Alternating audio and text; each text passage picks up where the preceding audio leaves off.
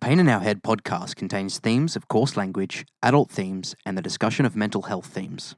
Some content may be emotionally challenging. If you or someone you know is at risk, please visit the description for mental health and suicide prevention contacts. Enjoy the show.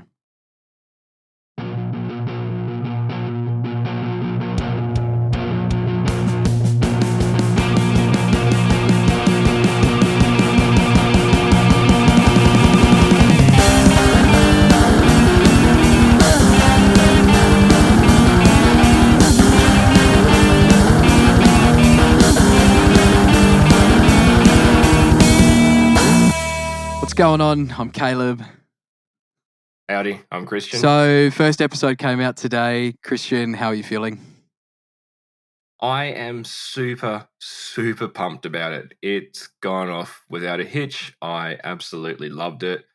And I got really good feedback today.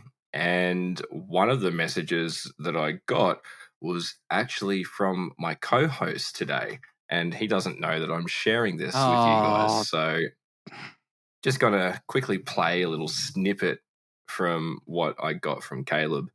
And this, I'm throwing him under the bus, but because I owe him. But at the same time, it really does mean a lot to me because this is how I feel too. So this is what Caleb said at the end of a message he sent me today. Enlighten us all. Yeah, I have a good feeling about this. I really do. I think this is going to work. I think a lot of people are going to be attracted to it, and that's what I'm doing it for. I'm doing it so that some people can really feel something from it, and I just if it stops one kid, one person from or if it makes them have a second thought, then that's what I've done it for, and that's all. I'd be happy for that. So, yeah. Anyway, sorry, turned into a bit of a long message. So that's that was great, man. Listening to you say that, it was great to hear you express the same thing that I feel about it. As long as one person hears our podcast and changes their thoughts at the time, then that's mission accomplished. We've done exactly what we came here to do, and I'm having an absolute blast doing it. So I am super chuffed about the podcast going live on all the streaming platforms and the video going up this morning on YouTube. It's been great. What do you think? Oh, obviously you know what I think from that message, but yeah, that's right. It's gone out to all platforms, which is it's really exciting to see something or a project that you've worked on or had the idea of for so long come to life. And that's right. That's what we've done it for. So there's a fantastic line in a Bliss and Esso song. I can't think of the line off the top of my head, but it's something along the lines of "They can stop that kid from jumping." And that line from that, we'll have to talk about that Bliss and Esso song when I remember it. But yeah, I really like that, and that's what I'm doing the podcast for. So yeah, I'm really excited about everything. All the feedback that we've gotten has been fantastic so far, and we've been able to take that into consideration and work on it. You know, it's a work in progress, and projects are always like that. And I think we mentioned in the first episode how we wanted to open up to the community. We wanted this to be a community project. We wanted to get as much community on board as we could with this. And I feel like we've already done that with just the first episode airing today. So really excited. Yeah. I'm happy with it. It's been a journey already, and we're only on our 4th episode. Yeah. So let's jump straight into this episode, hey? Let's do it. And today's episode is about coping mechanisms, adaptive and maladaptive. Yes. So we will just jump straight into it because it's a huge topic, and if we wanted to cover the whole thing, we'd be here for many, many, many episodes, and we'll probably come back to it later on because coping mechanisms are a huge part of dealing with mental health. So what is the meaning of coping? It's the use of one or various types of mechanisms. Mechanisms that are intended to reduce psychological stress. So coping with a problem. That's what coping is. It's just dealing with a problem that's in front of you. It's doing what you need to do to get through the situation that's presented. And that's it. That's all it boils down to. And there's so many different types of coping mechanisms out there, and they all fall under 5 different styles. And we're briefly going to nut over those 5 styles because we, like I keep saying, I feel like we could make a clip about us referring to how many episodes we can make about a particular topic, because I think every episode we've brought it up. Oh, we could do a whole episode on this. There would be a whole clip, like a minute long, of just Caleb or myself saying, oh, we could do a whole episode on this. So the 5 different styles of coping mechanisms are emotional focused, and that's changing your emotions towards a situation and not the situation itself, changing how you feel about that particular situation and how you're perceiving it. Then we've got problem focused, and that's planning out your actions in response to a stressor and applying that to change the situation itself. Then we go on to meaning focused, and that believing that you're not in control of that situation, that it's been taken out of your control, and that it is to do more with the universe or karma or a higher power, just kind of removing your, I want to say accountability, but not quite so. Like, it's just believing that it's not in your control at all. Like, this is just something you have to deal with, and that's how you cope with it. And then we move on to social coping, which boils down to leaning on your friends, your family, your support networks within the community, reaching out to those resources that we have in our descriptions, like calling up those numbers when you need to, and just reaching out to somebody or a group of somebodies that know what they're talking about and they want to lend an ear and help you get through that situation. And then the last one we've got is avoidance focused, which is seeking a distraction and withdrawing away from that stressor. And that's a really simple one. I think we've covered that in a previous episode where, Caleb said that he likes to remove himself from a situation and take that time away to, collect his thoughts and think about what's going on, and then he can readdress it. And that's what avoidance focused is. We're not looking at avoidance as a negative term in this situation. It's just the description of that style of coping mechanism. So, what do you think about those different styles, Caleb? Well, my favorite thing about them is the fact that we're going to start talking about the unhealthy side and the healthy side of these particular coping mechanisms. And I really love the fact that there's so many as well. We've looked through the different amounts, right? And they're just endless. And there's so many that apply. And, while reading through them, you're sort of going, oh no, like I've done that unhealthy one. Oh no, I've done that unhealthy one. But then there's some good as well. And you look at some of them, you go, hey, I actually hit the mark. I do some of the really healthy ones. So it's good to reflect on. Yeah. So I'm excited to reflect on these coping mechanisms. Mm-hmm. Yep. All right. Well, let's kick straight into some of them, and I kind of took real big control there, and I want you to talk about maybe 1 or 2 unhealthy coping mechanisms that you've noticed since we started recording this episode. Some unhealthy mechanisms that I've noticed.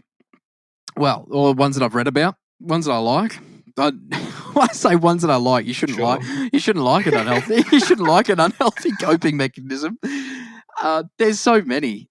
Avoidance. I'll talk about avoidance because as you mentioned before, that is one of my coping mechanisms that I turn to a lot, and then I've turned to a lot in the past as well, healthy and unhealthy.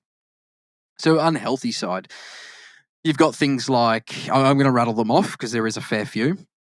You've got things like substance abuse, smoking, denial, and behavioral disengagement. You've got impulse spending, overeating, undereating, as well as self-harm. And that's a massive list, isn't it?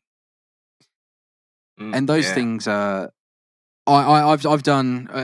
I want to say that I haven't done any of those, but unfortunately I think I have to go and say I've done all of those at different points.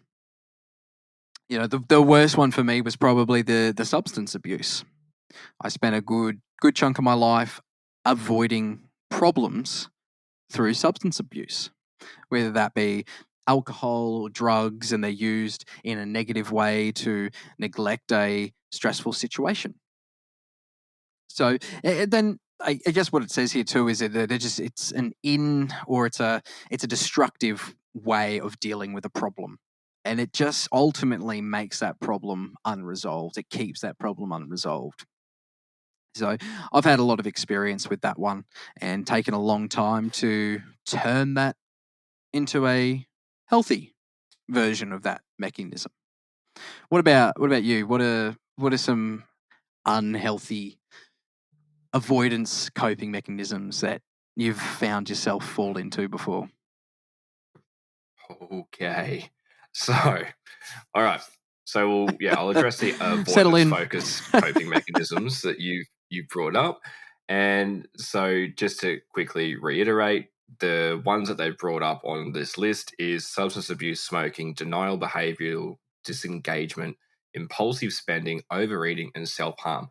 Now, unfortunately, I tick every box there.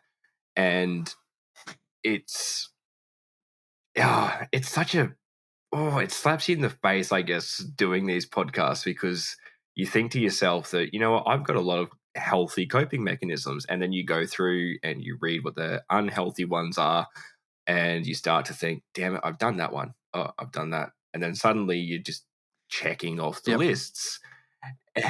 The only one that I don't really I've never had a problem with is substance abuse. Unless you count smoking, then yes, I can tick substance abuse off, but I've never had a problem with alcohol or drugs or anything like that. Actually, no, smoking's a separate one. So winning, there's one there that I didn't get to check off. Yes. But everything everything else I have been notorious for. And some of those things I still am. And, you know, it just I'm not judging myself for having these coping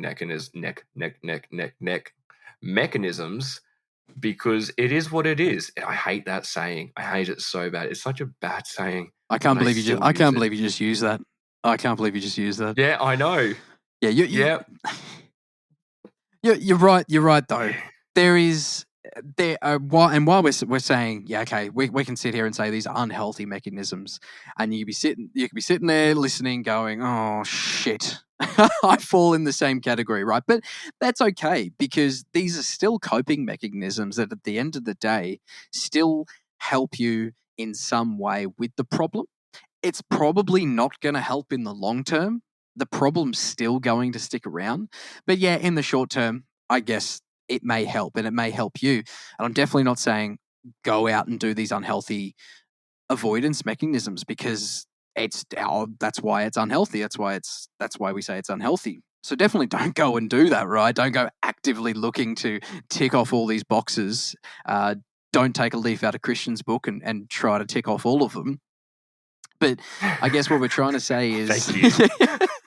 yeah, you know, I guess what we're trying to say is yeah, like it's common to have fallen on at least one of these unhealthy mechanisms, especially in the avoidance category. It's such an easy thing to do. Close yourself off, move away from the situation, and then go and deal with it in an unhealthy manner. So, yeah, what do you think about that in terms of like maybe changing it? You know, if you think about some of those unhealthy avoidance. Oh, yep, good. We're doing really well with the whole punctuation, clear talking tonight. Really, really good.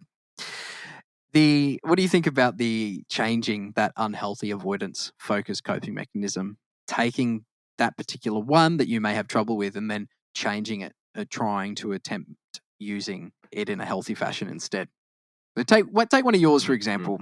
How would you go about trying to make it a healthy mechanism instead? I just want to say it's mechanism. What am I saying? It's not a king. Mechanism? Meching. No, you're saying Mechanism? meching. Mechanism? Mechanism. Mechanism? Yeah, you're adding like an ing. It's probably just You're like mechanism. mechanism. It's probably just my accent. I'm a Queenslander. I'm a I Victorian. have the same accent. Ugh, ew. What? Didn't you know that? When? No. Well, I mean, I guess I'm not really a Victorian. I was born in Victoria, and I spent the first 6 years of my life in Victoria. So there you go. No, it doesn't count. I'm more of a Queenslander, but I don't know. Maybe my family are Victorian, so maybe the way my vocab and speech came from, I don't know, the way that the English language is said down there. I'm not sure. I have this problem all the time. Like, people used to say school. School.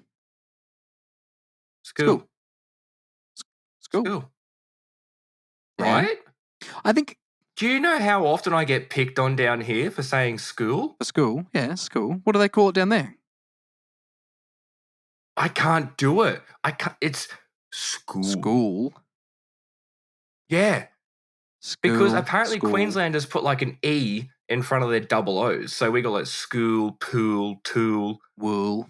And no one else does it. Yeah, wool. But try and say school without having that ew in front of it. Like, try and say school. School. No, not really. It sounds very English. Like English accent. School. Yeah, what? I don't know about that. Anyway, this is like gone like well on a tangent because mechanisms. Anyway, so we're talking about trying to compare one of my many unhealthy coping mechanisms and see if I can turn it into a positive one, if I understood you correctly. You did. So, do I have? I'm going to choose an easy one. Just choose an easy one. Yeah. So one of the unhealthy mechanisms. Oh wow! I said it now. Wow. Maybe you've been saying it the whole time, and I got it from you. No, I have not been. I've been saying mechanism. Fight me, Caleb. So one of the unhealthy mechanisms comes under problem-focused coping, which I didn't really identify as, but here we are. Overanalyzing the problem is an unhealthy mechanism, and I am pretty bad at this one, to be honest. So I've mentioned it before. I have BPD, and one of the things that kind of makes me do is I will have entire conversations in my head that do not involve the other person. And a really good example of this is I wanted to go see a band. I wanted to go see Cattle Decapitation and Archspire. And I thought to myself, instead of having this conversation with my girlfriend at the time, I had the conversation in my head. And that went along the lines of, I want to go see these bands. I showed my girlfriend these bands. She didn't like the music. My friend, who I did show the bands to, liked the bands. So instead of asking my girlfriend if she would like to come along and see the bands and then having her say yes because she feels guilty about not going, or me having to feel rejection from her saying no, I'm going to go straight to my friend and ask them if they want to come to the bands. And that was the wrong thing to do. I got my ass chewed out so goddamn hard, even after I explained how I came to that conclusion. But that's what over-analyzing and overthinking looks like to me. I tried not to do it, but BPD things, I have a lot of conversations in my head that just do not involve the other person. And when it comes to potential problems or stresses around me, I will do the exact same thing. I might see something starting to happen and I will plan out that whole situation in my head. I've come up with all of the possible outcomes and drawn a conclusion before that problem's even taken a step out the door. So, how to turn that into a healthy coping mechanism would be, instead of letting my mind kind of run wild with it, it's addressing the problem or the conversation, and yes, allowing myself to make these preparations and plans, but at the same time also not completely coming to a conclusion, not having that definitive conclusion set in stone. So using that example with my ex-girlfriend and the bands. So instead of me just going straight to my friend and saying, "Hey, do you want to come see these bands with me?" I should have had that conversation in my head, made the plans, weighed it all up, and gone to my girlfriend at the time and said, "Hey, look, these two bands are coming to Adelaide. I really want to go see them.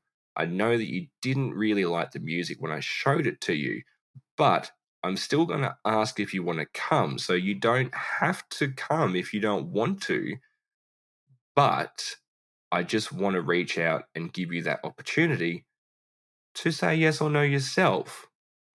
That's the healthy way to do it. And I didn't. Yes. Oh, it is. I've been there. I've done the exact same thing. And it took me a long time to work that out. Work out how that communication there can just be changed in a little way, and it would make it so much better. So yeah, I guess you could say, Christian, it's just a matter of not overthinking.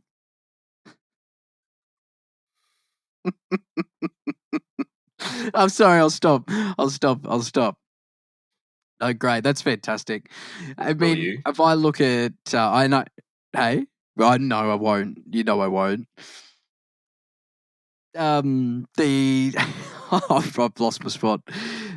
So no, I really like that. That's a great way of being able to turn a unhealthy mechanism into a healthy one. I guess one I could talk about is,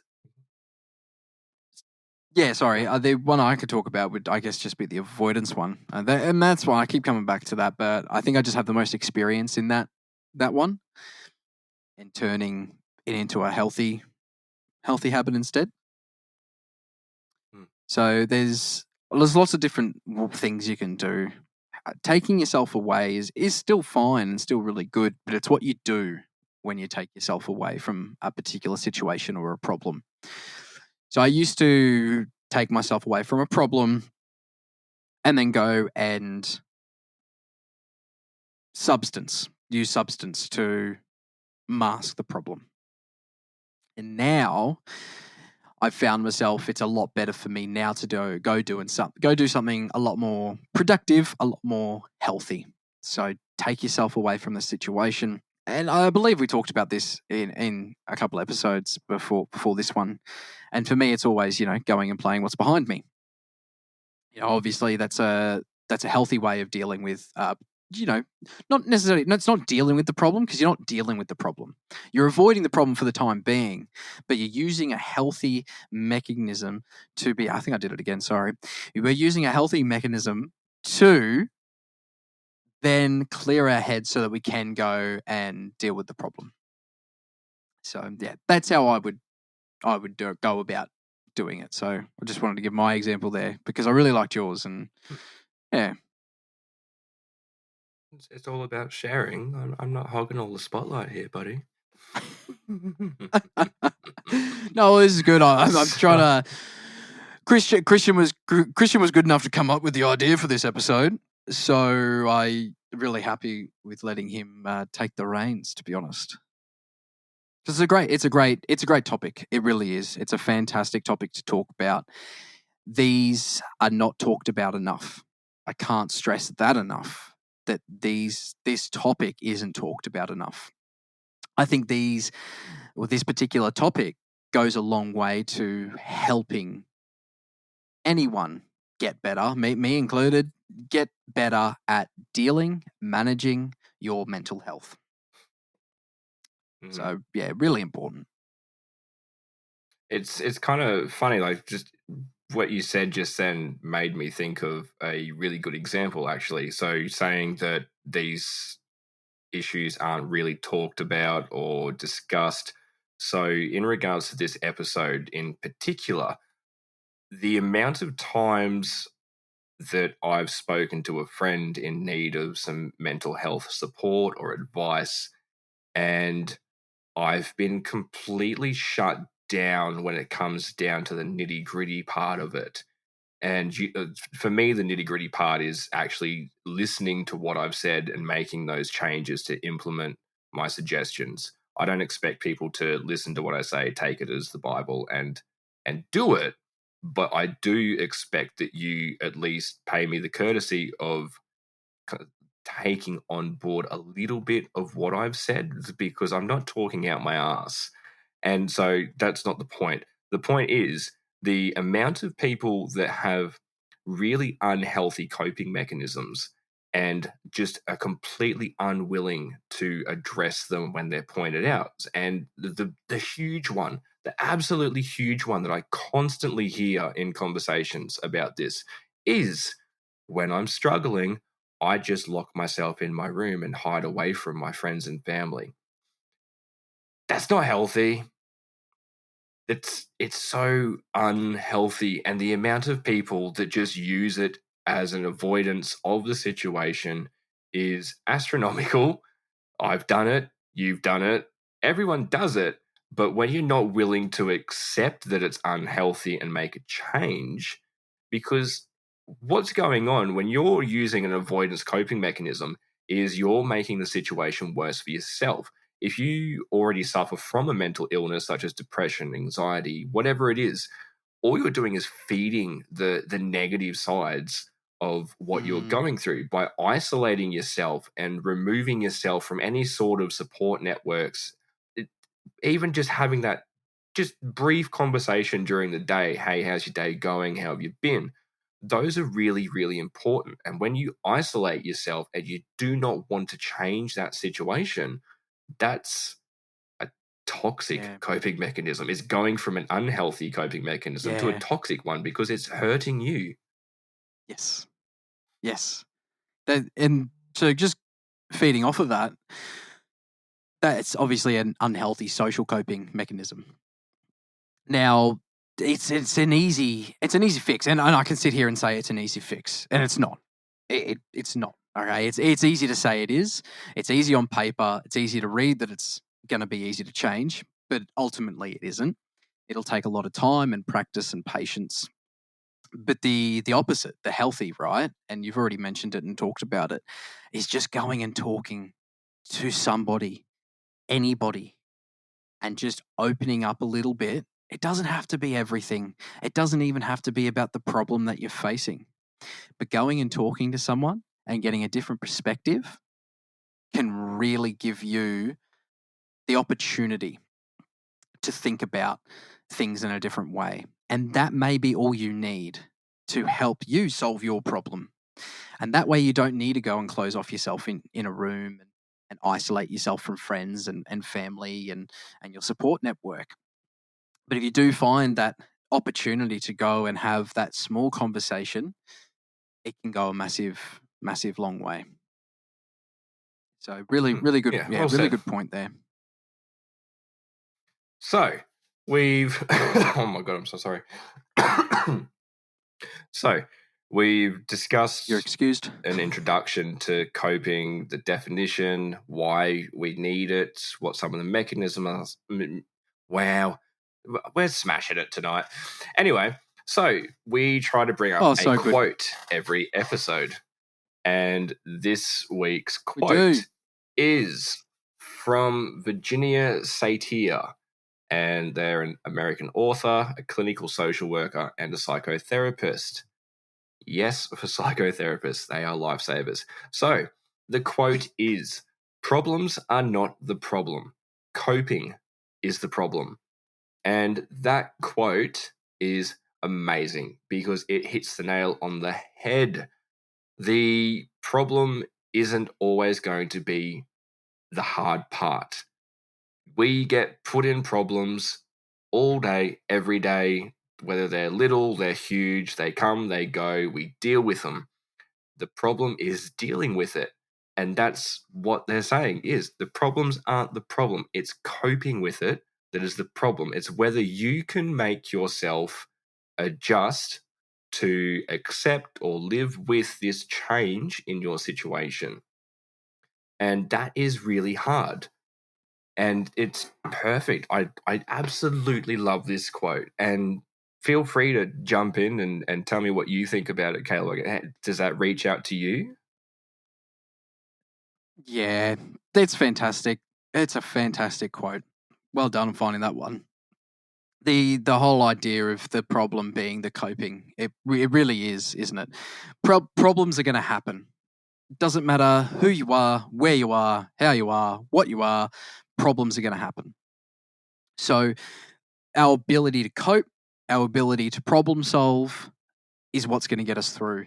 It is the coping that is the hard part. So yeah, and that's the nitty gritty of everything we've discussed about. So I really like that quote. That's a brilliant way to almost, finish the topics that we've been discussing. Yeah. Yeah. And yeah, that's perfect. That's kind of, where I'd like to end this. And we'll just have a little ad break and we'll come back and talk about our music, which, as we say every week, I'm really excited for this. This is my favorite part. So, Caleb, would you like to introduce our sponsors? Oh, yes, I will. We will be back with a quick ad break. The Pain in Our Head podcast is proudly sponsored by Music Magic Co. and Brisbane rock band The Flying Circus. Visit the links in the podcast description for more information. Back to the show.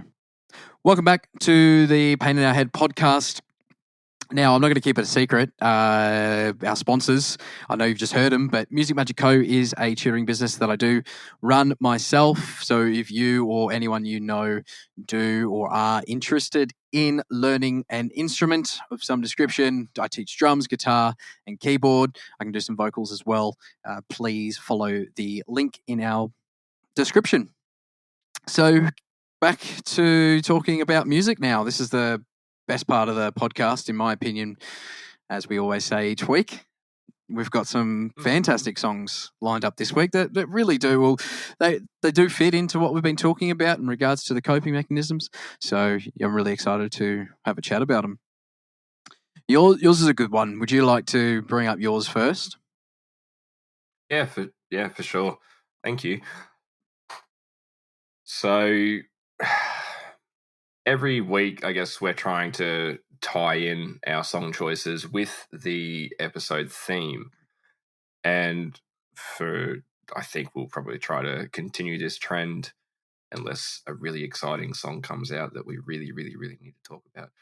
Anyway, so my song that is my coping mechanism for this episode, it's really helped me through some hard times.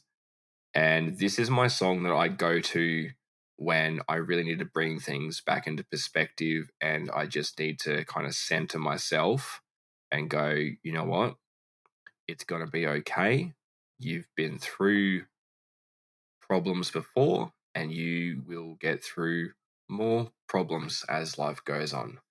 So the song that I've chosen this week, it's called Bad Life, and it's by Sigrid and Bring Me the Horizon. Now, I guess I'll put in a little trigger warning here. It's about to get really heavy. There's going to be talks on suicide. So, this song was introduced to me by a friend, and it was introduced to me after I had made an attempt on my life. I had tried to overdose. I was in a very bad place, and they had reached out to me and were talking to me. So when I made my attempt, I was in the hospital for a bit, and I was actually re-diagnosed because I was originally diagnosed with depression and anxiety. And when I made the attempt, they had a real big sit down interview, all that sort of thing, and they came to the conclusion that I have borderline personality disorder. So you'll hear me talk about BPD all the time. That's what it is, borderline personality disorder. And so this person also has BPD, and we'd been chatting, and I was like, look, this is a song that I listen to, and I think you're really going to appreciate it. And I was like, okay, fine. And so I listened to it, and it just hits home for me every single time that I'm capable of stepping back and going, no, you need to center yourself, because not every time you're going to be able to do it. Sometimes you can't. Sometimes you're just not in that position to go, yeah, I need to put a curb on this right now before it spirals out of control. So just keep that in mind. It's not always going to work.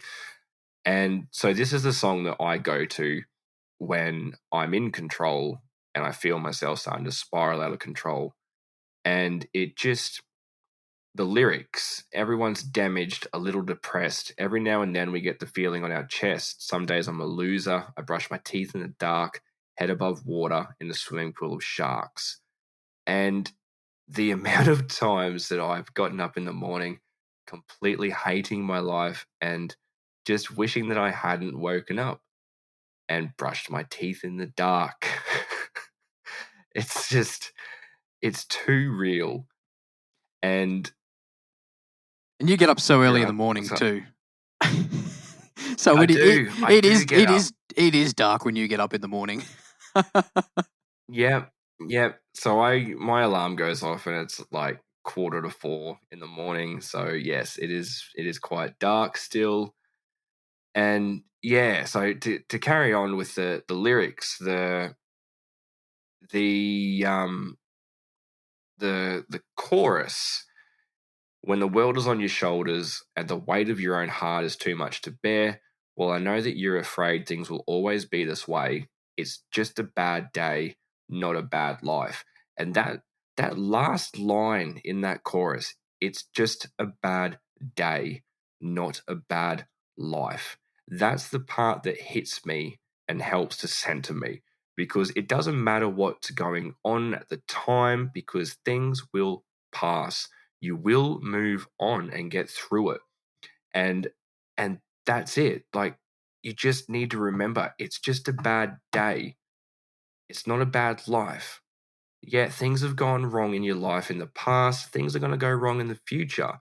They do not define a bad life. There may be sections in your life that have been harder than others, they've been worse than others, but overall, it's not a bad life. It's just a bad time. It's just a bad day. It's a bad situation. It will pass. And that song just really drives that point home for me. And even after I'd made the first attempt on my life, it was probably 8 months later, 9 months later, that I made a second attempt. And while I was in the mental health ward, that song was on repeat over and over and over. That was all I did while I was there. I didn't have access to my phone straight away because they take all your belongings off you. So when I got access to my phone, and I had wireless headphones, luckily, because you can't have wired headphones because that's a risk, that was all I did. Was I paced around the air, like the corridors. I just walked around humming that song to myself, because it was a bad time, not a bad life. I was going to get through it. And when I get out of that mental health ward, I was going to, live my life again. And for the better part, I did. I got slapped around with more bad news when I got out, but that's a story for another day. And that's just how it is. That's life. Sometimes you just get raw dogged by the universe, and you gotta push back and just take it sometimes. Sometimes it's just a spiraling effect. It just keeps stacking up, doesn't it? Yeah. Yep. Then that's fantastic. Yep. What a great song that is. Great lyrics. Yeah. Talk me through what it sounds like. I mean, I don't even have to. No one has to ask, really. We know you're a massive metalhead, but talk us through what it sounds like anyway. From the verse to the chorus, is there? You tell me. I've heard the song, but you tell me what you feel when going from verse to the chorus and things like that, and the differences. Okay. I hate you. Well, But you probably haven't heard it for a little while. What? No, you say that, but I listened to it Oh, this there you morning, go. so I listen to it a lot. This is my coping mechanism. Oh, that's it. I have to cope a lot. And by the way, sorry, So, just going to put it out there too. Listening to music is a healthy coping mechanism. Just gonna throw that in there. yeah, It is.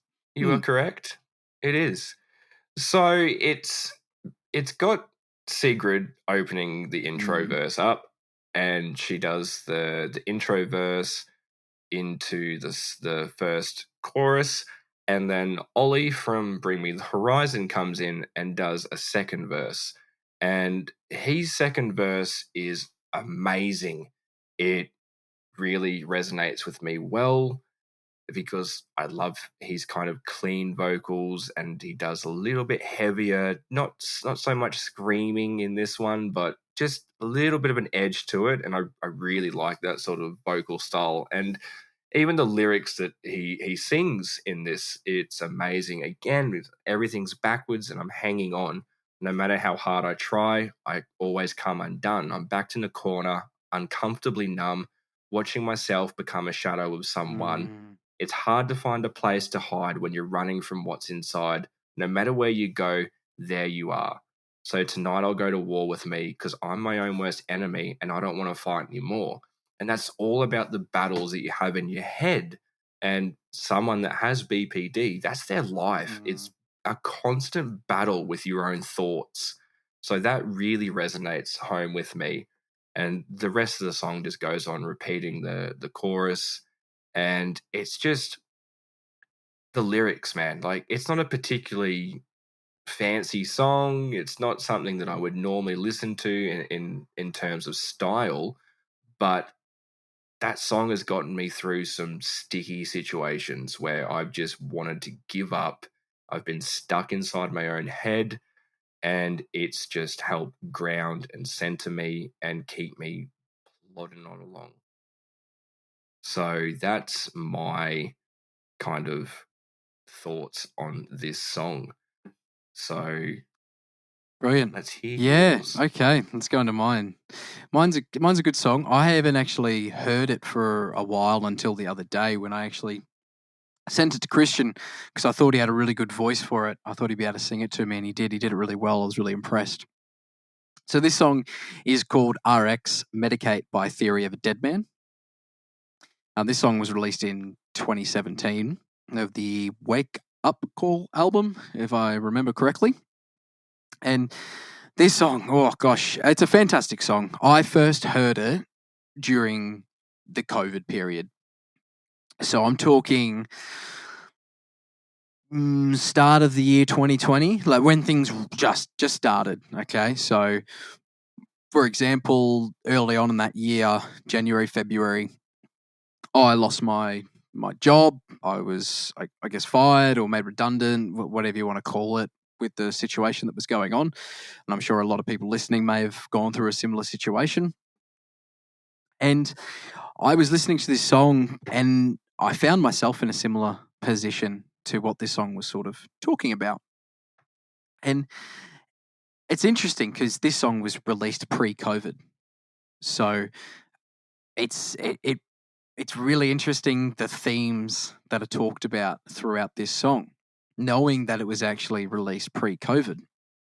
But so, for example, the first couple of lines are: "Wake up to a cloudy day, dark rolls in, it starts to rain, staring out to the cage-like walls. Time goes by, and the shadows crawl." Now, especially that third line, staring out to the cage-like walls, that's what it was like during COVID. I'm sure a lot of people would know this, no matter from where you're listening to. You woke up, every day was the same. You looked at the same four walls, there's the same everything. And I fell into an awful depression through that time. As I said, I lost the job, and all we had to do was not really anything but be stuck with our own thoughts inside those four walls.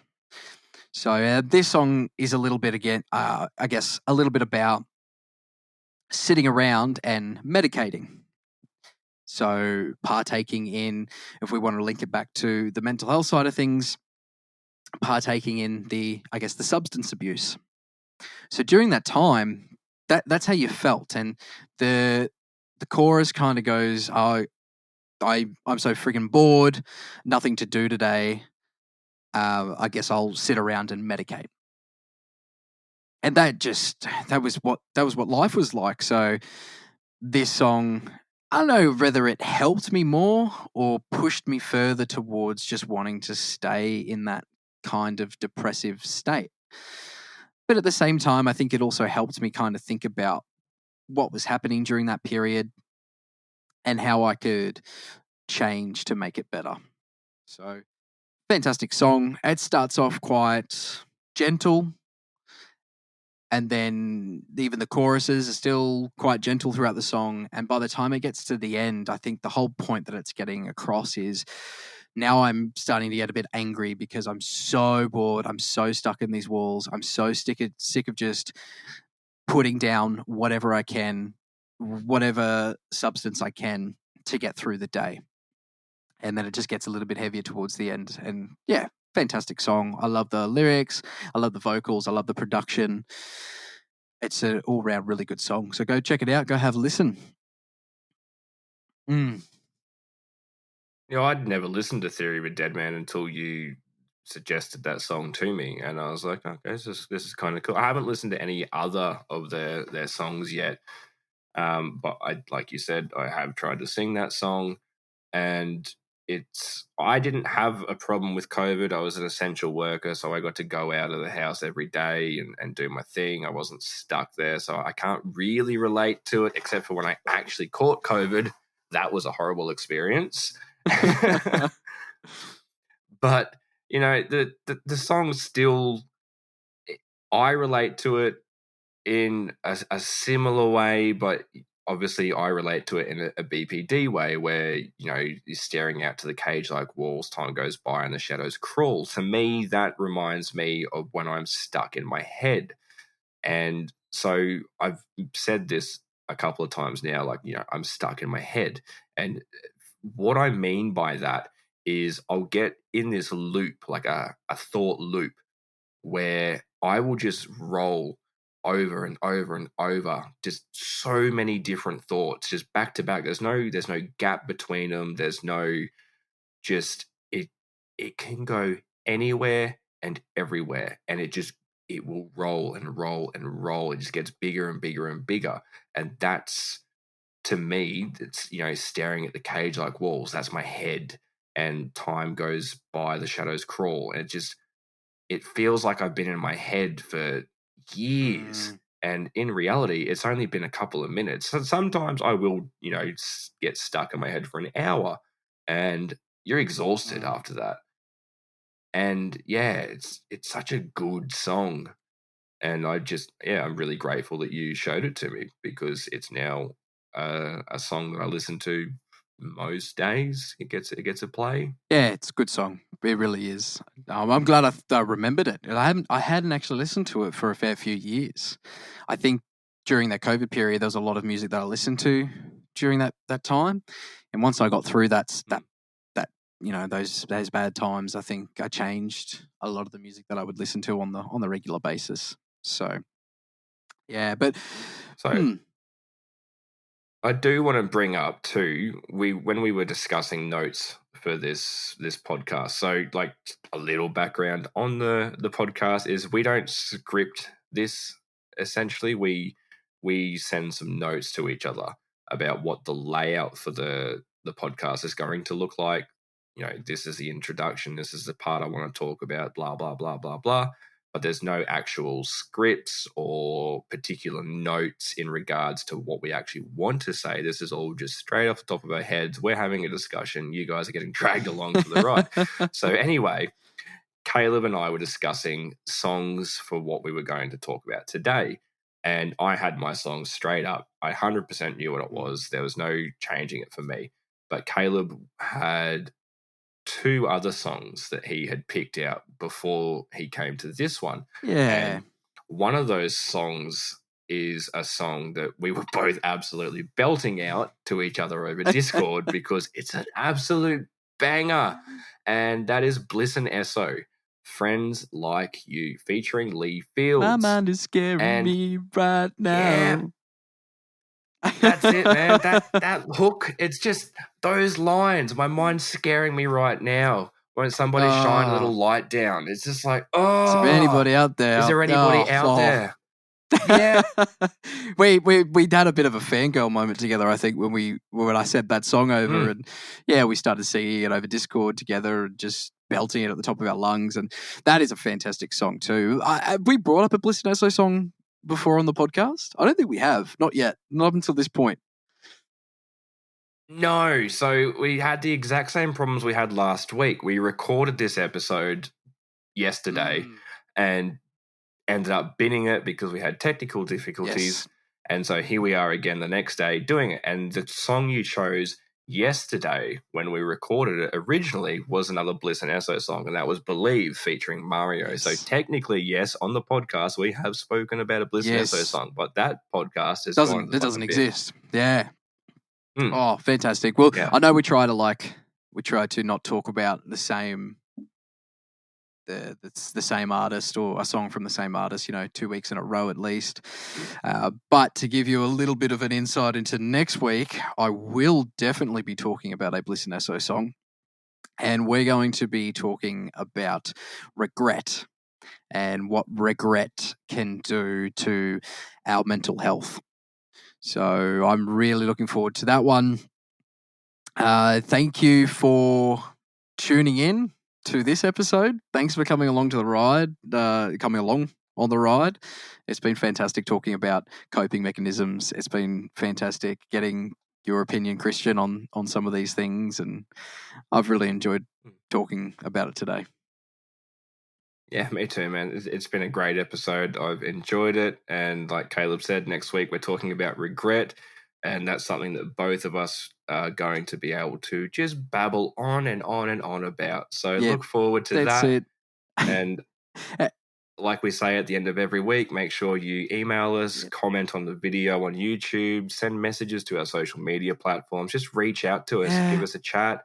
Talk about any of the episodes. Talk about things that you just want to talk about. We're here to listen. We're here to chat to you. And if we don't reply to your message directly, we might just say, hey, look, this is a really good topic. We're going to make an episode on it. So we'll do our best to get back to everybody. Absolutely. We've already loved the engagement that we've received, so looking forward to getting more engagement.